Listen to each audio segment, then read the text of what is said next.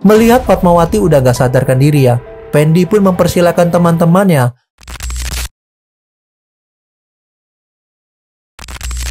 selalu jadiin pelajaran ya Lur kalau punya pacar. Karena sejatinya pacar itu suka gak bisa dipercaya, kayak yang ada di dalam kasus ini, dimana ada sekumpulan anak pang yang berlaku gak adil nih sama pacarnya.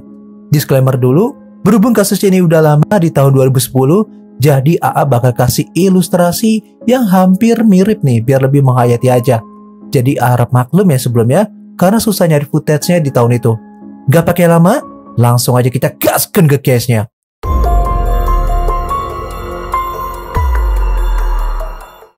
Jadi Lur, kali ini AA memilih untuk membahas sebuah kasus yang terjadi di tahun 2010 lalu dan dilatar belakangi rasa cemburu. Kita kenalan dulu ya sama gadis cantik bernama Fatmawati berusia 16 tahun yang merupakan seorang gadis remaja tinggal di Kecamatan Landasan, Banjarbaru, Kalimantan Selatan. Dia merupakan anak pertama dari 5 bersaudara. Untuk kesehariannya ya Lur, Fatmawati adalah seorang anak pang yang biasa mangkal di kawasan Minggu Raya, Banjarbaru. Gara-gara temennya, Fatmawati akhirnya ke bawah deh tuh jadi anak berandalan yang gak bisa diatur dan selalu ngelawan ortunya. Kalau pulang suka subuh-subuh jam 3, kadang juga gak pulang ke rumah karena Fatmawati selalu leha-leha di luar bareng teman-teman anak pangnya. Selain itu dia juga bergabung dengan anggota komunitas pang lainnya nih untuk pengamen, nongkrong di jalanan, mabuk-mabukan dan mengemis. Untuk makan pun mereka tinggal nyari aja nih di tong-tong sampah yang biasanya ada sisa-sisa makanan yang dibuang. Tidur pun juga di emperan-emperan jalanan, kadang di bawah kolong jembatan, bahkan di rumah-rumah tua yang udah ditinggal sama penghuninya. Diketahui nih, Fatmawati ini telah memiliki seorang kekasih yang kebetulan juga merupakan anak pang di komunitasnya, bernama Fendi. Nah sebenarnya ya, Fatmawati itu udah nikah nih sama seorang pria beberapa bulan sebelum dia berpacaran dengan Fendi. Gak dikasih tahu sih ya prianya ini siapa, karena pas hari saya gak ketemu-temu nih.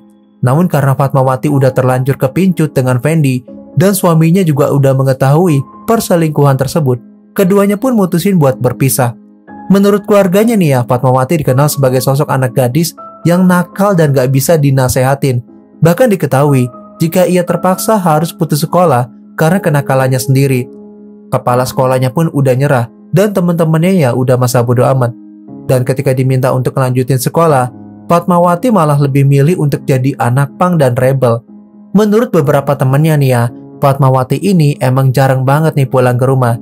Dia lebih milih untuk ngabisin waktu bersama dengan teman-teman komunitas pangnya buat ya ngegele dan kalian tahu sendiri lah ya.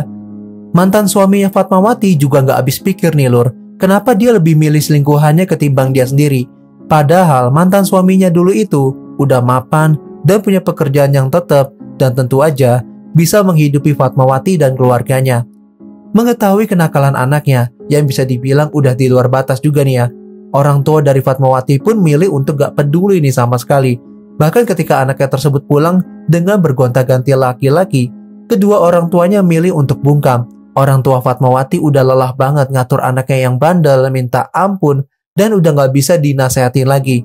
Hingga di suatu hari ada kejadian yang mengerikan, di mana semua kejadian ini bermula ketika hubungan percintaan Fatmawati dengan Fendi yang awalnya baik-baik aja menjadi seringkali berselisih ketika Fendi mengetahui jika kekasihnya itu sering bawa laki-laki yang gak dikenal untuk datang ke rumahnya. Fendi yang merasa cemburu dengan tingkah laku pacarnya mulai berkeluh kesah nih sama temennya yang bernama Alex. Nah saat dia sedang meluapkan rasa kekesalannya itu, terlintas nih di pikirannya Fendi untuk pacarnya dengan bantuan dari si Alex. Mereka berdua pun mulai ngerencanain aksi itu. Pada tanggal 18 November 2010, sekitar sore hari, Fatmawati pun berpamitan kepada orang tuanya nih untuk pergi ke rumah nenek angkatnya dan sempat meminta uang sebesar Rp4.000. Namun ternyata nih ya, dia malah nyetujuin ajakan Fendi untuk nongkrong di area Taman Idaman. Nah Lur, di sana Alex ternyata udah nunggu kedatangan mereka bersama dengan 5 orang temannya nih, bernama Icun, Ancah, Toleh, Sawa, dan Ervan. Sesampainya di Taman Idaman, Fatmawati, Fendi, Alex, dan kelima temannya itu beramai-ramai nih minuman-minuman keras ditambah dengan minuman energy drink. Tujuannya ya buat semuanya ini ya mabok-mabokan dan bisa dengan mudah Fatmawati. Nah menjelang tengah malam nih ya, mereka secara bersama-sama membawa Fatmawati yang saat itu sedang mabuk ke sebuah hutan pinus nih yang berada di Banjarbaru dengan menaiki sepeda motor. Mereka konvoi bareng tuh untuk segera melakukan aksi gak terpujinya itu. Sampai detik itu ini ya, Fatmawati masih gak naruh curiga nih. Dia tetap ikuti motor dan mengikuti kemauan Fendi serta teman-temannya itu tanpa tahu mara bahaya udah ada di depannya. Ketika sampai di sana, Fendi yang awalnya ingin Fatmawati malah merubah rencana. Saat itu ia malah meminta bantuan teman-temannya nih untuk menghabisi Fatmawati. Tanpa banyak basa-basi ya lur, Fendi langsung membekap mulut dan hidung Fatmawati menggunakan kaos sambil mendorong tubuhnya hingga jatuh tersungkur dan gak sadarkan diri. Melihat Fatmawati udah gak sadarkan diri ya, Fendi pun mempersilahkan teman-temannya untuk menggerayangi kekasihnya itu secara bergiliran. Dibukalah semua busana Fatmawati dan terlihat indahnya kemolekan tubuh dari seorang gadis yang udah gak berdaya. Usai semuanya puas, Icun tiba-tiba mengeluarkan sebuah parang di dalam tasnya.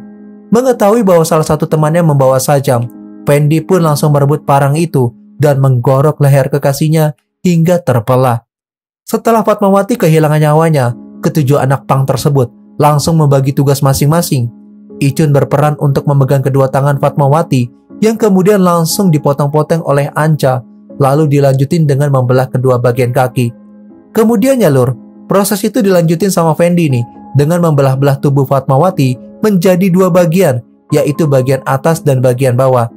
Selain itu juga ya, dia membelah perut kekasihnya hingga dalaman perutnya ini dari Fatmawati terburai keluar.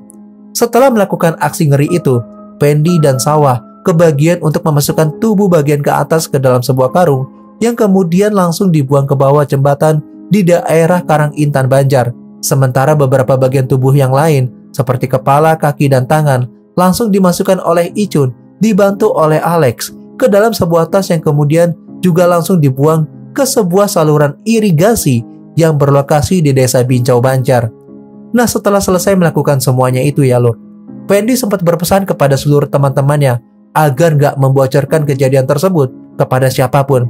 Bahkan dia juga memerintahkan semua temannya untuk putus hubungan dan berpura-pura gak saling mengenal lagi, sekaligus menganggap kejadian tersebut gak pernah terjadi. Rencana itu dibuat agar kedepannya nih ya, mereka semua gak terdeteksi oleh pihak kepolisian dan yang lainnya. Keesokan harinya, atau tepatnya pada tanggal 19 November 2010, sebuah tas yang mengapung di saluran irigasi desa Bincau memancing perhatian warga sekitar. Warga yang pertama kali melihat tas itu pun jadi penasaran dan langsung membukanya. Di sana alangkah terkejutnya nih ketika melihat potongan-potongan tubuh manusia berupa potongan kepala, tangan, dan kaki di dalam tas tersebut. Warga pun segera melaporkan penemuan itu ke kantor polisi terdekat. Setelah mendapatkan laporan, pihak berwajib langsung turun tangan untuk menangani kasus ini. Potongan-potongan tubuh tersebut pun langsung dibawa ke rumah sakit terdekat untuk dilakukan identifikasi dan otopsi. Keesokan harinya ya, berita penemuan potongan kepala, tangan, dan kaki itu udah menjadi headline pemberitaan di koran lokal, sehingga dengan cepat menyebar ke seluruh warga Banjar. Salah satu tetangga dari keluarga Fatmawati yang mengenali wajah dari potongan kepala itu langsung menghubungi orang tua Fatmawati. Setelah membaca koran itu, keluarga itu langsung bergegas mendatangi kantor polisi untuk mencari tahu nih apa yang sebenarnya terjadi kepada anaknya. Di sisi lainnya lur, pada tanggal 22 November 2010, warga Karangintan Banjar juga dikejutin dengan penemuan potongan tubuh lainnya. Mereka pun langsung ngelaporin penemuan itu ke kantor polisi. Dan setelah dilakuin pengecekan serta tes DNA, akhirnya diketahui jika potongan-potongan tubuh tersebut emang identik alias cocok.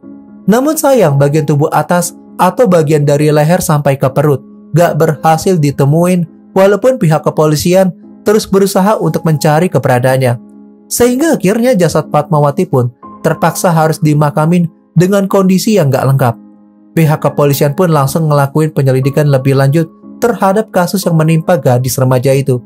Beberapa saksi dari keluarga dan teman-teman Fatmawati pun turut dimintai keterangan.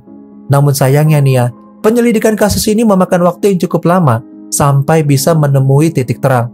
Saat itu ya lur, salah satu teman dari komunitas pang mengatakan jika dirinya sempat ngelihat Fatmawati sedang minum-minum dengan kekasihnya Fendi dan beberapa orang yang lain sebelum akhirnya dikabarkan kehilangan nyawanya. Berdasarkan informasi tersebut, pihak kepolisian langsung memburu keberadaan Fendi. Pada tanggal 12 Desember 2010, atau sekitar 1 bulan setelah penemuan itu, pihak kepolisian berhasil menangkap Fendi, kekasih dari Fatmawati, saat sedang mengamen di pinggir jalan di daerah Pasar Legi, Banjarmasin. Pihak kepolisian pun langsung mengiring Fendi ke kantor polisi untuk penyelidikan lebih lanjut. Di dalam interogasinya, ia mengakui semua perbuatannya. Dia juga ngebocorin siapa-siapa aja teman-teman yang membantunya dalam penghabisan nyawa tersebut. Setelah berhasil mendapatkan informasi dari Fendi, pihak kepolisian akhirnya berhasil menangkap satu persatu pelaku dalam kasus ini di hari dan tempat yang berbeda, dimulai dari tanggal 13 Desember sampai dengan 31 Desember 2010. Pihak berwajib menangkap Ancah terlebih dahulu di daerah Sungai Siapi, Banjar. Kemudian menangkap Icum di depan STM Banjarbaru, lalu dilanjutin dengan menangkap Sawa di kawasan Balitan, Banjarbaru. Sedangkan Ervan ditangkap di Pasar Lama, Banjarmasin. Dan yang terakhir ya lur, pihak kepolisian berhasil menangkap Alex dan Tole di daerah Jalan Guntung Paikat, Banjarbaru. Di dalam interogasinya ya, mereka semua mengakui telah melakukan pemerkosaan dan penghabisan nyawa kepada Fatmawati. Selain itu juga, mereka mengatakan jika aksi tersebut merupakan rencana dari Fendi. Untuk motifnya ya lur, Fendi mengaku jika dirinya merasa cemburu karena kekasihnya itu sering pulang membawa laki-laki lain. Pihak kepolisian pun resmi menjadikan ketujuh orang tersebut sebagai tersangka dalam kasus ini. Atas perbuatannya, mereka dijerat dengan pasal 340 Kitab Undang-Undang Hukum Pidana tentang penghabisan nyawa berencana, junto pasal 285 KUHP tentang pemerkosaan. Sidang perdana untuk kasus ini digelar nih di Pengadilan Negeri Banjarbaru. Pada tanggal 29 September 2011, Majelis Hakim Pengadilan di Negeri Banjarbaru menjatuhkan vonis hukuman penjara selama 17 tahun kepada ketujuh pelaku dalam kasus ini. Vonis tersebut jauh lebih ringan nih dibanding tuntutan dari jaksa yang menuntut hukuman seumur hidup. Jaksa penuntut umum merasa putusan tersebut terlalu ringan sehingga pihaknya mengajukan banding ke Pengadilan Tinggi Banjarmasin. Pada tanggal 24 November 2011, Majelis Hakim Pengadilan Tinggi Banjarmasin menguatkan putusan dari Pengadilan Negeri Banjarbaru. Hakim menilai korban yang mau diajak pelaku ke kebun pinus menjadi pendorong adanya pemerkosaan dan penghabisan nyawa tersebut, sehingga vonis akhir untuk kasus ini adalah hukuman penjara selama 17 tahun terhadap ketujuh terdakwa. Jujur aja ya lur, setelah riset kasus ini, AA sedikit agak ngilu dan kasihan banget sih ya sama Fatmawati karena kasusnya ini harus berakhir kayak gitu. Dan kalau menurut kalian gimana nih tentang kasus ini? Apakah udah adil untuk korban dan pelaku? Coba ya komentar di bawah. Barangkali kalian punya pengalaman kayak gini, bisa kok cerita-cerita juga di bawah. Pokoknya kita doain aja yang terbaik untuk keluarga korban. Semoga mereka diberikan ketabahan dan kesabaran dalam menghadapi cobaan. Dan semoga dengan adanya kasus ini, kalian bisa ambil hikmahnya serta pelajaran bahwasanya cinta itu nggak selamanya indah ya lur. Dan kalau kalian ada kasus-kasus yang belum pernah dibahas sama YouTuber lain, coba deh komentar di bawah atau DM aja di Instagram. Nantinya AA bisa bahas. I'm Jurnal AA, and still next time, stay safe ya lur.